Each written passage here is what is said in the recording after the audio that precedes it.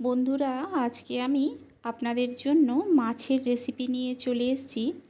আজকে আমি যেইভাবে এই মাছ বানাবো এইভাবে বানিয়ে খেয়ে দেখবেন, গরম ভাতের সঙ্গে খেতে ভীষণ ভালো লাগে।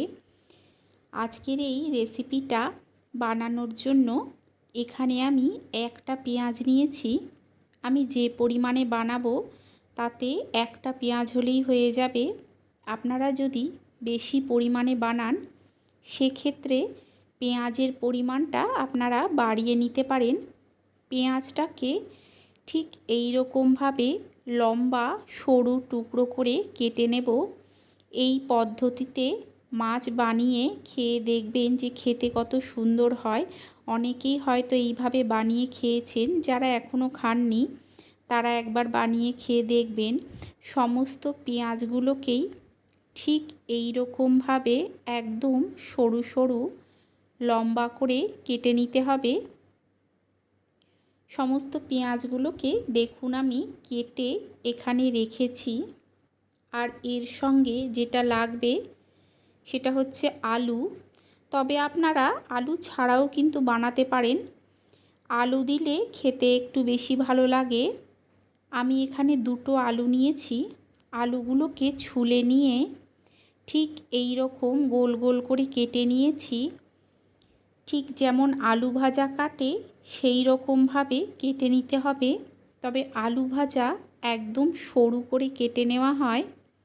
অতটা সরু করে আলুগুলোকে কাটতে হবে না, কিছুটা মোটা করে ঠিক এই রকমভাবে সমস্ত আলুগুলোকে কেটে নেবেন।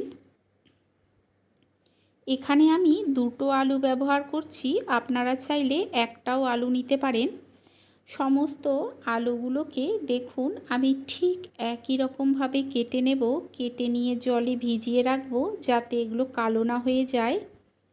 এখন অন্যদিকে এখানে দেখুন আমি নিয়ে নিয়েছি 3 পিস কাতলা মাছের পেটি, লবণ আর হলুদ মাখিয়ে রেখেছি। আপনারা চাইলে রুই মাছ দিয়েও করতে পারেন। আগের থেকে তেল গরম বসিয়ে দিয়েছিলাম কড়াইয়ে, কিছুটা লবণ দিয়ে মাছগুলোকে ছেড়ে দিলাম। একটা পিঠ ভাজা হয়ে গেলে মাছগুলোকে উল্টে দিতে হবে। উল্টে দিয়ে দুটো পিঠ ভালো করে ভেজে তুলে নেব। একই রকমভাবে আরও একটা মাছ আছে সেটাও ভেজে নেব। সমস্ত মাছগুলো ভেজে নিয়ে অন্য আরেকটা প্যান বসিয়ে দিয়েছি।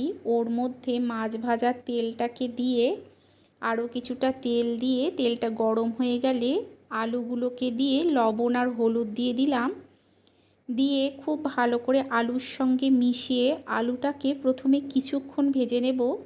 অল্প কিছুক্ষণ দেখুন আমি আলুটাকে ভেজে নিয়েছি। এখন এর মধ্যে দিয়ে দিচ্ছি কেটে রাখা পেঁয়াজটা। পেঁয়াজটাকে দিয়ে আলুর সঙ্গে খুব ভালো করে মিশিয়ে নিতে হবে। মিশিয়ে নিয়ে গ্যাসের ফ্লেমটাকে লোতে করে আলুটা আর পেঁয়াজটা কিছুক্ষণ ভেজে নেব। অল্প কিছুক্ষণ ভেজে নিয়ে দিয়ে দিলাম দুটো কাঁচা লঙ্কা। কাঁচা লঙ্কাটাকে দিয়ে আলু আর পেঁয়াজটাকে দেখুন লাল করে আমি ভেজে নিয়েছি। পেঁয়াজটা খুব ভালো মতো ভাজা হয়ে গেছে। আলুগুলোও কিন্তু ভাজতে ভাজতে অনেকটা সেদ্ধ হয়ে গেছে। আপনারা চাইলে ঢাকা দিয়েও ভাজতে পারেন। এই রকম ভাজা হয়ে গেলে এখন এতে দিয়ে দিচ্ছি দেখুন আমি 4 চামচের মতো পোস্ত, 4টে কাঁচা লঙ্কা দিয়ে বেটে নিয়েছিলাম। পোস্তটাকে দিয়ে পোস্তর বাটিটা ধুয়ে কিছুটা জল দিলাম। পোস্তর সঙ্গে এটাকে মিশিয়ে কিছুক্ষণ একটু কষিয়ে নেব। আপনাদের যদি এই রেসিপিটা ভালো লেগে থাকে তাহলে অবশ্যই একটা লাইক করে দেবেন, কমেন্ট করে জানাবেন যে কেমন লাগলো, আর নিজেদের চেনা পরিচিত মানুষের মধ্যে শেয়ার করে দিয়ে তাদেরকেও দেখার সুযোগ করে দেবেন। চ্যানেলটাকে অবশ্যই সাবস্ক্রাইব করে দিয়ে পাশে থাকা বেল আইকনটা প্রেস করে দেবেন। এতে কি হবে, আমি যখন কোনো নতুন ভিডিও আপলোড করব নোটিফিকেশন আপনার কাছে পৌঁছে যাবে। জল দিয়ে মিশিয়ে নিয়ে স্বাদ অনুযায়ী লবণ দিয়ে দিলাম, আর দেবো লঙ্কার গুঁড়ো দিয়ে ঢাকা দিয়ে আলুগুলোকে সেদ্ধ হতে দেব। কিছুক্ষণ পর আমি ঢাকাটা তুলে নিচ্ছি। তুলে একবার ভালো করে মিশিয়ে নেব। মিশিয়ে নিয়ে এখন এর মধ্যে দিয়ে দেব ভেজে রাখা মাছগুলো। মাছগুলোকে দিয়ে এই আলু আর পোস্তের সঙ্গে খুব ভালো করে মিশিয়ে নিতে হবে।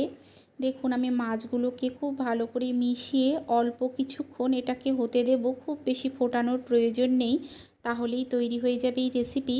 আপনারা অবশ্যই একবার এইভাবে বানিয়ে খেয়ে দেখবেন, আশা করছি আপনাদেরও ভালো লাগবে। তাহলে চলুন আপনাদের সঙ্গে দেখা হচ্ছে আরও একটা নতুন ভিডিও নিয়ে।